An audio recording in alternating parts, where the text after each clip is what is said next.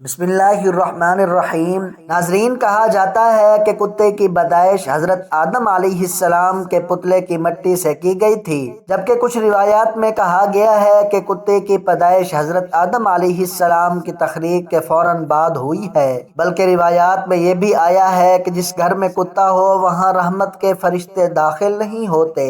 لیکن ناظرین، کتے کا ذکر مقدس کتاب قرآن پاک میں بھی آیا ہے، اور کہا جاتا ہے کہ دنیا کا واحد جانور جو جنت میں جائے گا وہ جانور کتا ہی ہوگا۔ لہٰذا ان سب باتوں کو مد نظر رکھ کر آج کی اس ویڈیو میں آپ جان پائیں گے کہ کتا کس شکل میں جنت میں داخل ہوگا، اور اصحاب کہف کے ساتھ غار میں آخر کتے کو ہی کیوں بھیجا گیا۔ حضرت آدم علیہ السلام کی تخلیق کے فوراً بعد کتے کو پیدا کرنے کی وجہ کیا بنی تھی۔ ویڈیو میں آپ کو یہ بھی بتائیں گے کہ کتے اور شیطان میں ایسا کیا تعلق ہے کہ جس کے سبب مذہب اسلام کتے کو گھر میں پالنے سے منع کرتا ہے، اور آخر کتا انسان پر کیوں بھونکتا ہے۔ ناظرین، سب سے پہلے تو جان لیجئے کہ جس گھر میں کتا ہو تو اس گھر میں رحمت کے فرشتے کیوں داخل نہیں ہوتے۔ اس بارے میں حدیث شریف میں ایک واقعہ آتا ہے کہ حضرت میمونہ رضی اللہ تعالی عنہا فرماتی ہیں کہ ایک مرتبہ حضور اکرم صلی اللہ علیہ وسلم بیدار ہوئے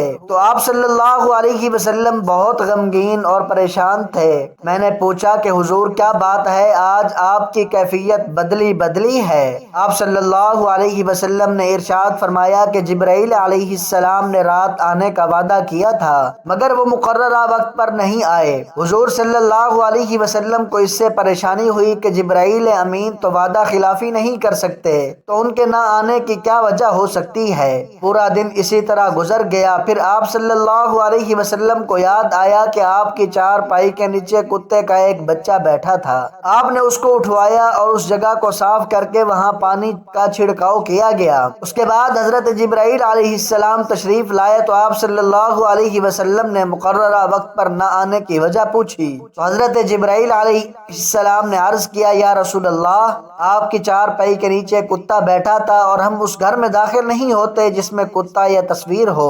بلکہ ایک اور حدیث میں یوں ملتا ہے کہ حضور صلی اللہ علیہ وسلم نے ارشاد فرمایا، جو شخص شکار یا ریوڑ کی حفاظت یا کھیتی کی حفاظت کے علاوہ کتا پالتا ہے تو اس کے اجر سے ایک قیراط کم کیا جاتا ہے۔ ناظرین، ثابت ہوا کہ گھر میں فرشتوں کے داخل نہ ہونے اور برتن ناپاک کرنے اور دوسری بہت سی وجوہات پر کتا گھر میں رکھنے سے منع کیا گیا ہے۔ جب گھر میں کتا پالا ہوا ہوتا ہے تو وہ گھر والوں کی بے خبری میں کھانے پینے کے برتن وغیرہ میں منہ ڈال دیتا ہے، اور ظاہر ہے گھر والے چونکہ بے خبر ہوتے ہیں اس لیے وہ ان برتنوں کو دھوئے مانجھے بغیر ان میں کھاتے پیتے ہیں۔ لیکن مذہب اسلام نے صرف 3 صورتوں میں کتا رکھنے کی اجازت دی ہے، یعنی کھیتی باڑی یا مویشیوں کی حفاظت کے لیے کتا پالا جا سکتا ہے۔ ناظرین، کتے کی پیدائش کے متعلق یہ بھی جان لیجئے کہ مذاہب کی قدیم کتابوں میں لکھا ہے کہ ابلیس یعنی شیطان جن تھا، اور اللہ تعالیٰ نے اس کی عبادات کے باعث اسے فرشتوں میں شامل کر لیا تھا اور اسے ان کا سردار بنا دیا تھا۔ اس کے بعد اس کی ریاضت کا سلسلہ جاری رہا۔ اس کائنات کا کوئی ایسا چپا یا ایسا کوئی ٹکڑا نہیں تھا جس پر ابلیس نے سجدہ نہ کیا ہو۔ یہ ان سجدوں، ان ریاضتوں، ان عبادات کا نتیجہ تھا کہ اللہ تعالیٰ نے ابلیس کو فرشتوں کا سردار بنا دیا تھا۔ لیکن پھر شیطان غرور کا شکار ہو گیا۔ اس نے مٹی کے پتلے یعنی حضرت آدم علیہ السلام کو سجدہ کرنے سے انکار کر دیا۔ جب اللہ تعالیٰ نے آدم علیہ السلام کو مٹی سے بنایا تو سب کو کہا کہ ان کو سجدہ کیا جائے، لیکن ابلیس کے اندر ایک غرور تھا۔ اس نے کہا کہ میں آگ سے بنا ہوں، یہ مٹی سے بنا ہے، آگ کی صفت بلندی ہے اور مٹی کی صفت پستی ہے، میں اسے کیوں سجدہ کروں؟ اسے سجدہ کرنے سے انکار کر دیا، اور یہاں سے خیر اور شر کی طاقتوں کے درمیان جنگ کا آغاز ہو گیا۔ کسی قدیم صاحب نے لکھا ہے کہ جب شیطان کو حضرت آدم علیہ السلام کو سجدہ کرنے کا حکم دیا گیا تو اس نے حضرت آدم علیہ السلام پر حقارت سے تھوک دیا تھا۔ شیطان کا تھوک حضرت آدم علیہ السلام کے پیٹ پر گرا تھا، اور اس کے بعد اللہ تعالیٰ نے حضرت جبرائیل علیہ السلام کو تھوک والی جگہ سے مٹی نکالنے کا حکم دے دیا تھا۔ حضرت جبرائیل علیہ السلام نے یہ مٹی نکالی تو حضرت آدم علیہ السلام کے پیٹ پر ایک چھوٹا سا سوراخ بن گیا۔ یہ سوراخ ناف کی شکل میں آج بھی ہمارے پیٹ پر موجود ہے۔ اللہ تعالیٰ نے اس ناف کی مٹی سے جس پر شیطان نے تھوکا تھا اس سے کتے کو بنا دیا۔ ناظرین، کتے کی تخلیق کے متعلق دوسری روایات یہ بھی ملتی ہیں کہ جب حضرت آدم علیہ السلام اور اماں حوا سلام اللہ علیہا کو اللہ تعالیٰ تعالیٰ نے زمین پر بھیجا تو شیطان نے زمینی درندوں کو ورغلایا کہ وہ ان دونوں کو کھا جائیں۔ اب اللہ تعالیٰ نے کتے کو پیدا کیا جس نے حضرت آدم علیہ السلام اور اماں حوا سلام اللہ علیہا کی ان درندوں سے حفاظت کی، یعنی کتے کی پیدائش حضرت آدم علیہ السلام کو زمین پر بھیجنے کے فوراً بعد اللہ تعالیٰ نے فرمائی۔ ناظرین، کتے میں 3 خصلتیں ہوتی ہیں۔ یہ انسان سے محبت کرتا ہے۔ کتا انسان سے محبت کیوں کرتا ہے یہ بھی ہم آپ کو اس ویڈیو میں بتاتے ہیں، کیونکہ انسان بھی مٹی سے بنا ہوا ایک پتلا ہے اور کتا بھی مٹی سے بنا ہے، اس لیے کتا انسان سے محبت کرتا ہے۔ کتے کے بارے میں اگر آپ کو یہ بتایا جائے کہ یہ رات کو کیوں جاگتا ہے، اس کی وجہ یہ ہے کہ اس کی مٹی کو حضرت جبرائیل علیہ السلام کے ہاتھ لگے تھے۔ اور ہاں، کتا انسان پر کیوں بھونکتا ہے، اس کی وجہ یہ ہے کہ اس کی مٹی میں شیطان کی تھوک شامل ہے اور کتا دنیا کی واحد مخلوق ہے جو شیطان کو دیکھ سکتا ہے۔ شاید یہی وجہ ہے کہ رات کے اندھیرے میں جب شیطانوں کے قافلے آسمانوں سے اترتے ہیں تو کتے اوپر منہ اٹھا کر ایک خوفناک آواز نکالتے ہیں۔ ناظرین، غیر مسلم اقوام خاص کر یورپ میں تو ہر کتے کو گھر کا ایک فرد سمجھا جاتا ہے۔ جن خواتین نے یہاں کتے پالے ہوتے ہیں تو وہ کہتی ہیں اگر تمہیں مجھ سے محبت ہے تو میرے کتے سے بھی محبت کرنی ہوگی، یہاں تک کہ اب یورپ میں کتوں سے محبت حرام کاریوں میں بدل چکی ہے۔ بس یہ بات یاد رکھیے کہ کتا چاہے کتنا ہی وفادار کیوں نہ ہو، اگر آپ نے کھیتی کی حفاظت، شکار اور جانوروں کے ریوڑ کی حفاظت کے لیے نہیں پالا تو روزانہ آپ کے اجر سے 1 قیراط کم کیا جائے گا۔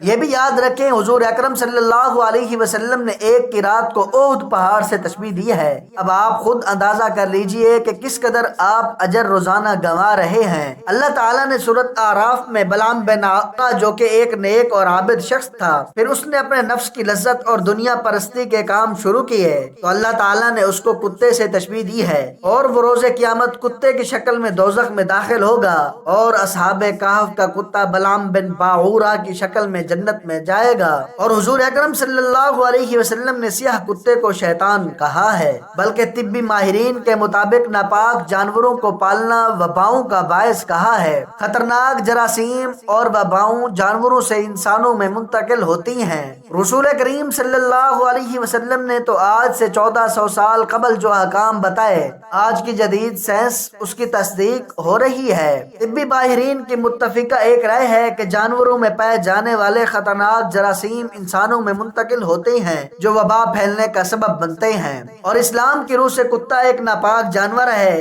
اگر ہم اسلام کی تعلیمات پر عمل کریں اور ناپاک جانوروں کو پالنے سے گریز کریں تو خطرات سے محفوظ رہ سکتے ہیں۔ افسوسناک بات یہ ہے کہ آج کتوں، بلیوں اور دوسرے نجس جانوروں کو پالنے کا فیشن بن چکا ہے، بلکہ پالتو جانوروں کو سجس سمبل سمجھا جاتا ہے۔ ناظرین، اسلام نے مسلمانوں کو حکم دیا ہے کہ برتن میں کتا منہ ڈالے اس برتن کو پاک کرنے کے لیے 7 مرتبہ دھویا جائے۔ ایک روایت میں 8ویں بار مٹی سے پاک کرنے کے الفاظ بھی ملتے ہیں۔ آج کی سائنس بتاتی ہے کتے میں انتہائی خطرناک جراثیم پائے جاتے ہیں جو برتن کو بار بار دھونے سے ہی ختم ہو سکتے ہیں۔ آپ اندازہ لگائیں، اسلام نے یہی بات آج سے 1400 سال پہلے بتا دی جب سائنس کا وجود تک نہ تھا۔ ہمیں سمجھ جانا چاہیے کہ اللہ کے پیارے نبی صلی اللہ علیہ وسلم نے جو احکام ہمیں دیے، انسانیت کی فلاح اسے مان لینے میں ہے۔ اس مقابلے میں عقل کے گھوڑے دوڑا کر دلائل دینے سے گریز کرنا چاہیے۔ ایک انگریز ڈاکٹر نے اس پانی کے جس میں کتے نے منہ ڈالا تھا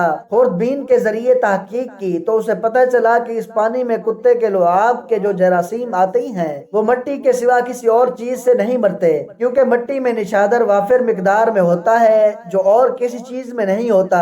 یہ کتے کے لعاب میں پائے جانے والے جراثیم کو ختم کرنے کے لیے کافی ہوتا ہے۔ اس لیے نبی اکرم صلی اللہ علیہ وسلم نے مٹی کا نام لیا تاکہ بازاروں میں نشادر تلاش کرنا نہ پڑے۔ اسی طرح ایک فرانسیسی ڈاکٹر اور اس کی ڈاکٹر بیٹی مصر میں مقیم تھے۔ جب باپ نے یہ حدیث پڑھی تو فوری طور پر کتے کے سامنے ایک برتن میں پانی رکھ دیا۔ جب وہ پی چکا تو انہوں نے خوردبین سے دیکھا کہ اس میں جراثیم موجود تھے۔ پانی بھرا کر کئی بار دھویا گیا مگر ہر بار جراثیم موجود تھے۔ جب مٹی سے مانج کر پانی سے دھویا اور خوردبین سے چیک کیا تو جراثیم نہ صرف بالکل ختم ہو گئے تھے بلکہ برتن بھی کلی طور پر پاک اور صاف ہو گیا تھا۔ اس پر دونوں باپ بیٹی مسلمان ہو گئے۔ ناظرین، قرآن پاک میں اصحاب کہف کا تذکرہ ملتا ہے، جہاں ان کے کتے کا ذکر آیا ہے وہاں امام قرطبی نے لکھا ہے کہ اس شریعت میں کتے پالنے کی اجازت ہوگی، اس لیے انہوں نے کتا ساتھ لیا ہوگا، یا کسی کی بکریوں کی حفاظت حفاظت کے لیے تھا، اور پھر احکام ایسے ہوتے رہتے ہیں کہ مختلف شریعتوں میں فروعی احکام مختلف دیے گئے۔ بہرحال اصحاب کہف کے واقعے سے کتے کو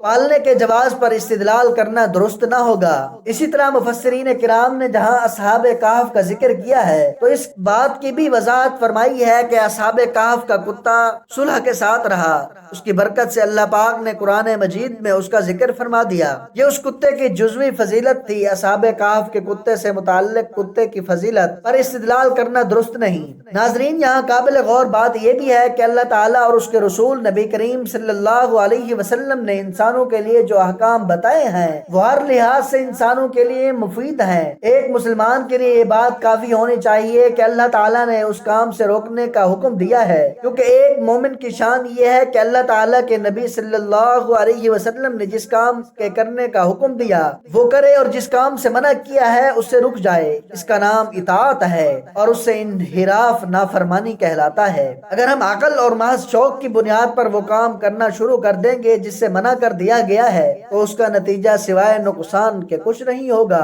اللہ تعالیٰ سے دعا ہے کہ اللہ تعالیٰ ہمیں حضور صلی اللہ علیہ وسلم کے بتائے ہوئے طریقے کے مطابق زندگی گزارنے کی توفیق عطا فرمائے، اور اللہ تعالیٰ ہمیں پاک صاف رہنے والا بنائے، اور اللہ تعالیٰ ہمیں ناپاکی اور گندگی سے محفوظ رکھے۔ آمین ثم آمین۔ محترم ناظرین، آج کی میری اس انفارمیشن ویڈیو کو لائک اور میرے اسلامی چینل باب روشنی کو سبسکرائب کر دیجئے۔ جزاک اللہ خیرن کثیرا۔